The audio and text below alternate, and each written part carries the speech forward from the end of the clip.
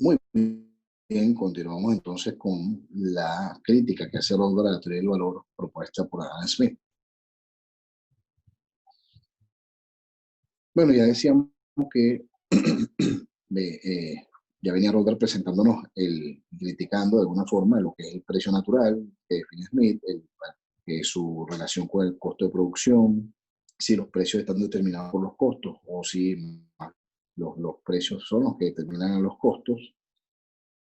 Y ahora nos comenta que seguimos aquí, comenta que este análisis apenas agota los pecados de Smith al discutir el concepto central en economía, que es la teoría del valor. Junto con el análisis estándar del costo de producción, como igualar salarios, rentas y ganancias, se estableció otra teoría nueva y extraña. Es decir, ya veníamos hablando del costo de producción, que es la suma de estos tres factores, o del costo de esos tres factores, y digamos que dice Rothbard que ahora incorpora algo más extraño. En esta visión alternativa, el costo de producción relevante que determina el precio de equilibrio es simplemente la cantidad de trabajo incorporado. Es decir, ahora va a darle más peso dentro de la definición de costo de producción y de los precios igualados al costo de producción o sea, lo que de forma relevante determina ese equilibrio es la cantidad de trabajo incorporado. Es decir, de los tres factores le va a dar más peso al valor del trabajo.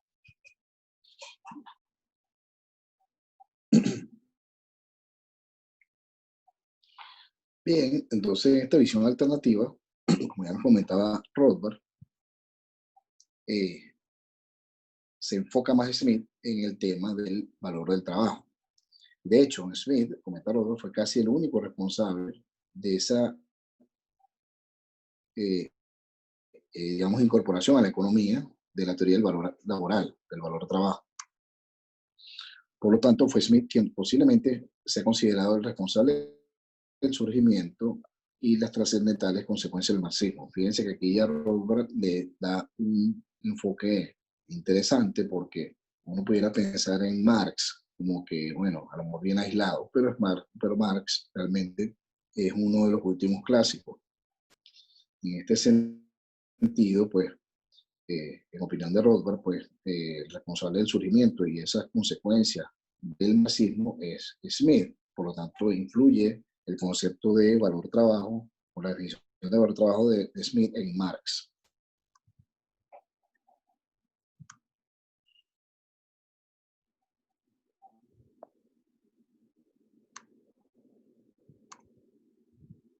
Al lado, dice Rothbard, y sin integrarse con la teoría del costo de producción del precio natural de Smith, se encuentra esa nueva teoría de la cantidad de trabajo o de esfuerzo, ¿no? De dolor, llama Rothbard. Entonces cita aquí, pues, el precio real de cada cosa, lo que cada cosa realmente le cuesta al hombre que quiere adquirirlo, es el esfuerzo y la dificultad de adquirirlo. Todo lo que realmente vale para el hombre que lo adquirió y que quiere deshacerse de él o cambiarlo por otra cosa, es el trabajo lo que vale, ¿no? Los problemas que puede salvarse para sí mismo y que puede imponer a otras personas. Lo que se compra con dinero o con bienes se compra por trabajo, tanto como lo que adquirimos por el trabajo de nuestro propio cuerpo. Contienen el valor de una cierta cantidad de trabajo que intercambiamos por lo que se supone en ese momento para contener el valor de una cantidad igual. O sea, aquí lo que está diciendo es que se intercambian las cosas, digamos, y el valor de las cosas está fundamentado en el valor trabajo y se intercambia por cantidades iguales, digamos, de esfuerzo, de valor trabajo. Por lo tanto, los bienes se intercambian en el mercado por cantidades iguales que contienen horas de trabajo. Los bienes se intercambian en el mercado por cantidades iguales que contienen de horas de trabajo. Es decir, está haciendo un intercambio por similares, digamos, magnitudes. Pero esos bienes a su vez tienen, digamos, iguales horas de trabajo, al menos en sus precios reales a largo plazo, que sabemos que el precio real a largo plazo es el precio natural, que es el costo de producción, entonces ahí tiene, digamos, iguales cantidades de trabajo. Inmediatamente Smith reconoció que enfrentaba una profunda dificultad, Si la cantidad de trabajo es la fuente y la medida de todo valor, ¿cómo se puede comparar la mera cantidad de horas de trabajo con la cantidad de dolor u esfuerzo? Es decir, si lo ves por cantidad, como tú comparas con simplemente comparar cantidades, como tú mides esfuerzo. Seguramente, dice Robert, no son automáticamente iguales. Como el propio Smith admitió, además del tiempo de trabajo, los diferentes grados de dificultad soportados o ejercitados por el ingenio también deben tenerse en cuenta. Igualar no es fácil, porque de hecho puede haber más trabajo en una hora de trabajo duro que 2 horas de trabajo fácil. Y son las mismas 2 horas, pues, o la misma hora. Pero una hora de trabajo duro, más trabajo que en 2 horas de trabajo fácil. Sin embargo, 2 es más que 1. O en una aplicación de una hora a un oficio que costó 10 años de aprender. Una hora a un oficio que te costó 10 años de trabajo aprender, que en un mes de trabajo en la industria en general y empleo obvio. Es decir, no son comparables automáticamente. Ahí está, viene Rothbard desmontando el tema. ¿Cómo tiene lugar entonces esta equiparación crucial? Dice Rothbard.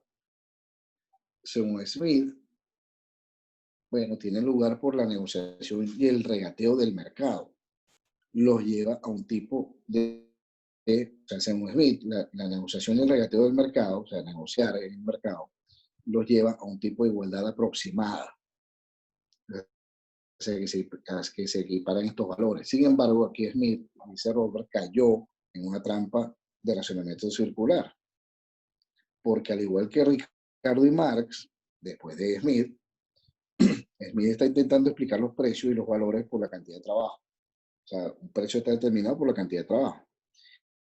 Y luego entonces recurre a establecer valores en el mercado para determinar cuál es la cantidad de trabajo, ponderándola por diferencias en gran dificultad laboral y trabajo duro. O sea, cae en la circularidad, porque a su vez digamos, el precio.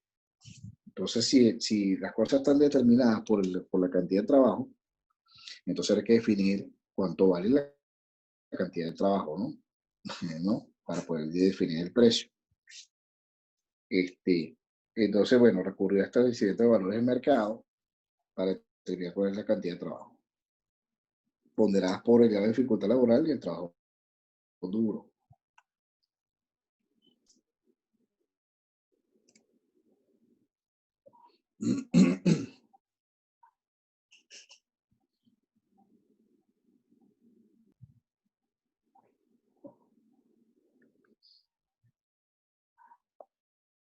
Smith trató de escapar de esa circularidad con la suposición igualitaria, dice Rothbard, aún sostenida en la economía clásica ortodoxa, la suposición igualitaria de que todos los trabajadores son iguales y que por tanto los salarios, al menos en el largo plazo natural, serán iguales.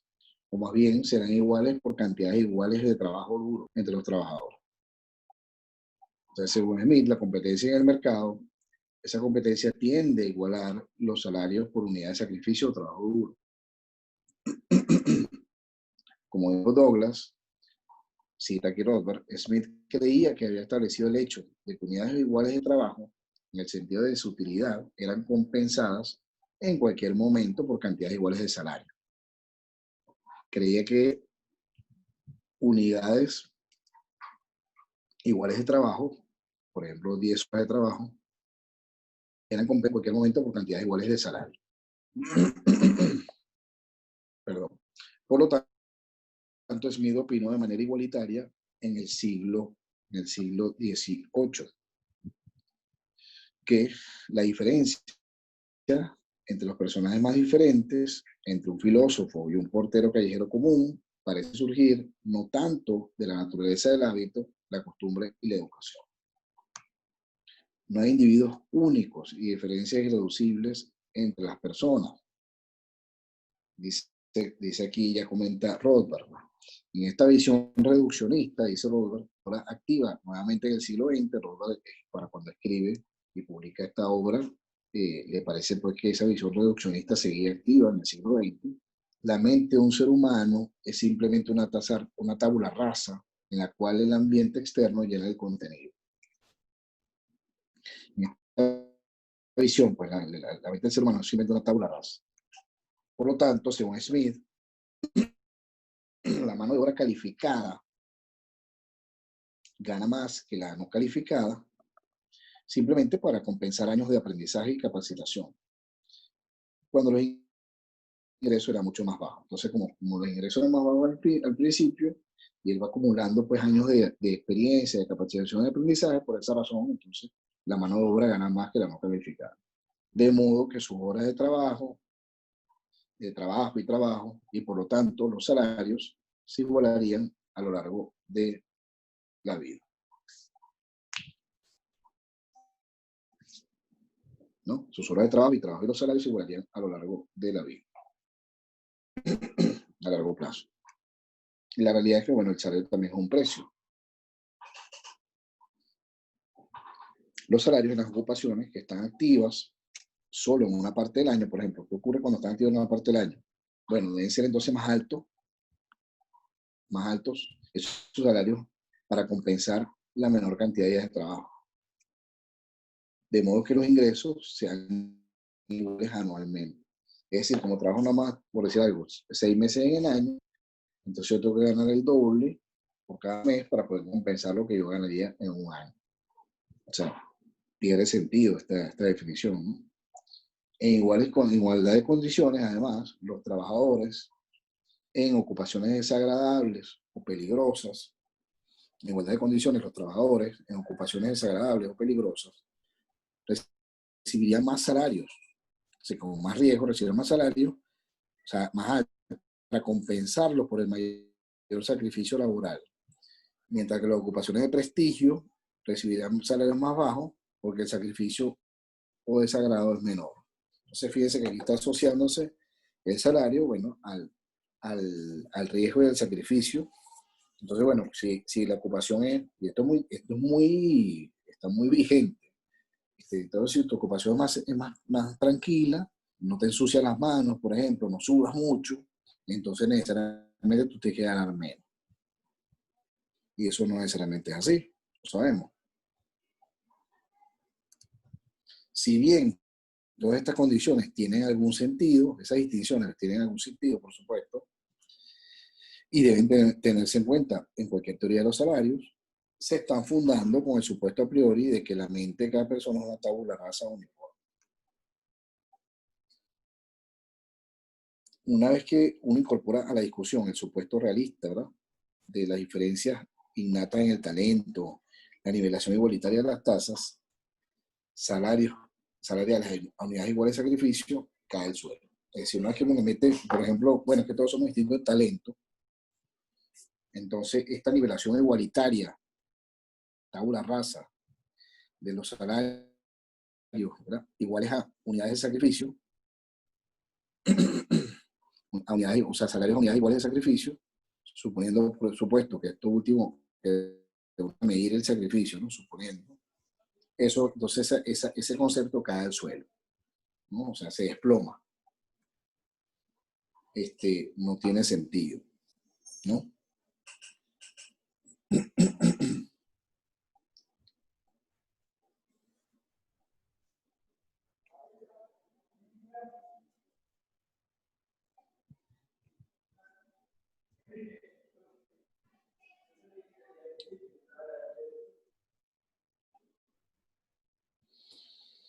Bueno, bueno, entonces, para Rodolfo acá demuestra porque no tiene sentido esa comparación así tabula rasa por horas de esfuerzo.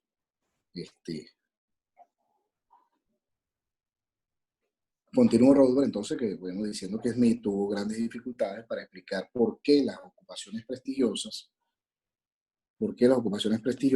lejos de ganar salarios bajos en el mundo real, que son mucho además, porque son más tranquilas y tal, ganan salarios más bien más altos que el promedio. Por ejemplo, cuando habló de los médicos o los abogados que tienen altos ingresos, Smith recae sin convicción en la implicación de que, bueno, eso era así porque eran puestos de gran confianza y por lo tanto por lo tanto presumiblemente enfrentaron a responsabilidades onerosas y dolorosas para los clientes y fueron compensados por ello.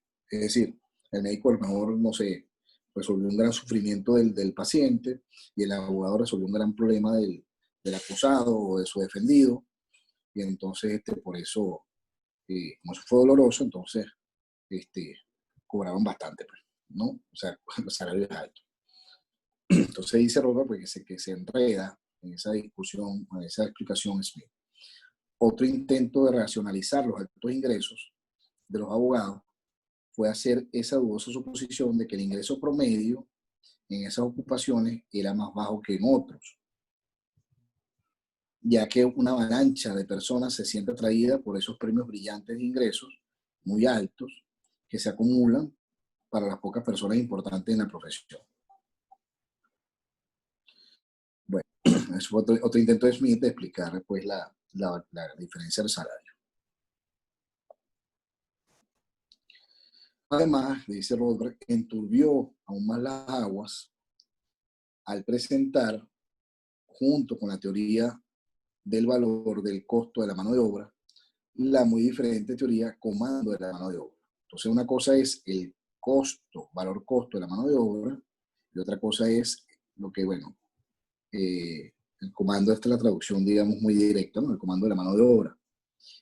Sería algo así como, arriba sería la teoría de valor trabajo, o sea, o teoría del valor asociado al costo por trabajo, ¿no? Que sería un labor theory of value, y la segunda sería lo que Smith llama la teoría del valor command, ¿no? El labor command. Bueno, la teoría del comando del trabajo establece que, aquí la define Rothbard, el valor de un bien está determinado no por la cantidad de unidades de trabajo contenidas en él, que es la teoría del valor trabajo inicial, ¿no? La cantidad de unidades de trabajo contenida en él, sino por la cantidad de trabajo que el bien puede comprar. Sino por la cantidad de trabajo que el bien puede comprar. Entonces, el labor command se refiere más bien a qué cantidad de trabajo ese bien puede comprar. O sea, es como una especie de valor de intercambio, ¿no? Así, el valor de cualquier mercancía para la persona que la posee es igual a la cantidad de trabajo que le permite comprar o mandar. Por eso ahí viene el término el comando, ¿no? Entonces, a ver, no es tanto la teoría de valor trabajo original, es, bueno, cuánto esfuerzo o trabajo está contenido en unidades allí en ese bien que se produjo. Aquí más bien es, porque yo tengo una mercancía y esa mercancía vale, es porque puede comprar una cantidad de trabajo. Sí, en el mundo real, dice Rod, si en el mundo real el precio de cada mercancía igualara con precisión la cantidad de unidades de trabajo contenidas en su producción, entonces las dos cantidades, tanto el costo de la mano de obra como el comando de esa mano de obra, serían idénticas. O sea, si en el mundo real ese precio igualara, como el precio a su vez es poder de compra, ¿no? Entonces, si yo igualara, en algún momento se igualara el precio digamos, al esfuerzo de producirlo, a la cantidad de trabajo contenida, entonces ese también igual, no es igual a precio, igual también a la cantidad de trabajo que puede comprar. Pero si las rentas y las ganancias, es decir, los intereses, ¿no? Si la renta y las ganancias, si los intereses se incluyen en el costo, o sea, si renta, digamos, de la tierra y ganancias de los capitalistas están incluidas en el precio, ¿verdad? O en el poder adquisitivo relativo de cada bien, no sería igual el costo de la mano de obra. Entonces, el precio el precio no sería igual al costo de la mano de obra, porque tienes que incluir renta y ganancias. O sea, el precio sería mayor que el costo de la mano de obra, ¿no? Por lo tanto, el costo laboral y el comando laboral ya ahora difieren. Claro, porque si estamos diciendo que el comando laboral o lo que el comando, el trabajo comanda, ese poder de compra es el precio, ¿verdad? Entonces, y estamos diciendo que el precio entonces es mayor al costo, digamos, del trabajo, entonces ya se hace distinto el costo laboral del comando laboral.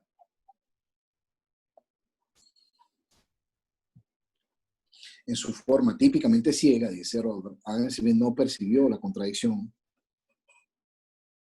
entre esas dos teorías laborales en un mundo donde existen rentas y ganancias, ya que de hecho no parece haber la diferencia entre las teorías de valor-trabajo y valor-costo de producción. Claro, si no ve la diferencia entre lo que es valor-trabajo y valor-costo de producción, entonces para Smith, pues no cuestan ni siquiera la renta de la tierra y la ganancia del capitalista.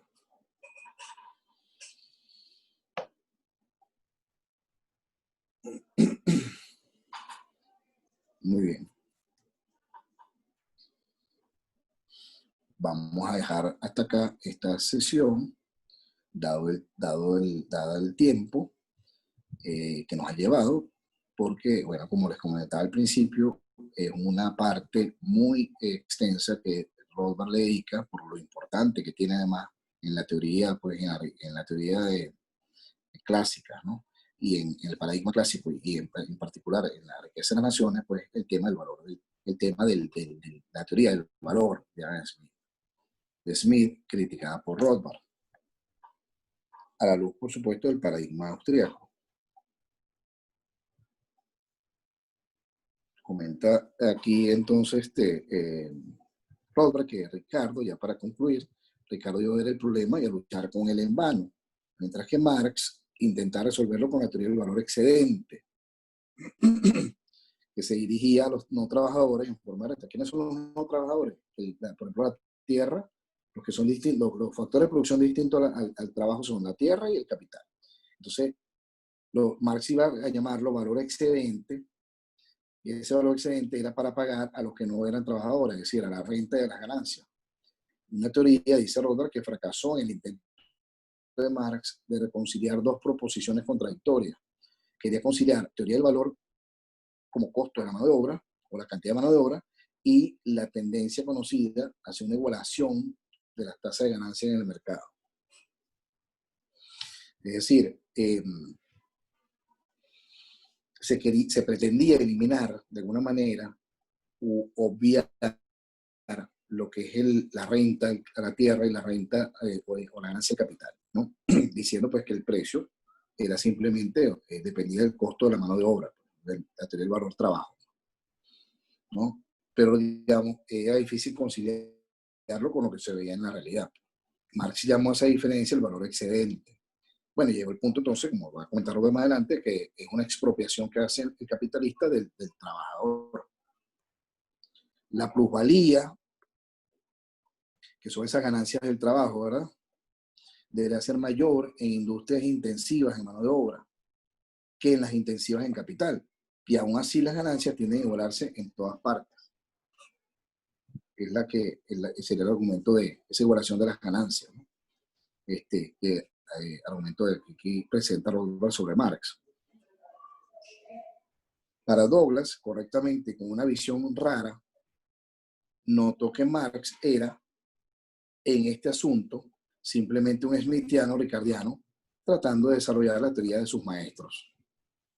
Es decir, para Rothbard, bueno, y así para otros tantos, Marx simplemente es un discípulo de Smith y Ricardo que trata de desarrollar esas teorías de los maestros. Termino con esta cita. Marx ha sido reprendido por dos generaciones de economistas, ortodoxos por su teoría del valor. Los críticos más caritativos lo llaman tonto a Marx, y los más severos lo llaman bribón, porque consideran contradicciones transparentes en su teoría. Curiosamente, estos críticos generalmente elogian a Ricardo y a Smith. O sea, lo que está aquí destacando Rothbard es que elogian a Ricardo y a Smith las mismas personas o los mismos críticos que critican a Marx. Sin embargo, esto es un comentario de Douglas, los hechos, fíjense que esto lo hace Douglas, este comentario, Paul Douglas, Sin embargo, los hechos serios son que Marx vio más claramente que cualquier otro economista inglés las diferencias entre las teorías del costo laboral y el comando laboral, y trató con más seriedad que cualquier otra persona resolver esas contradicciones que la adopción de la teoría del costo laboral inevitablemente explicó. O sea, trató de resolver esas contradicciones que era la teoría del costo del trabajo, pues, por supuesto, dice Douglas. Pero con él también fracasó Ricardo Smith. Sin embargo, poca gente lo nota, ¿no? Pareciera. El fracaso fue un fracaso no de un hombre, sino de una filosofía de valor.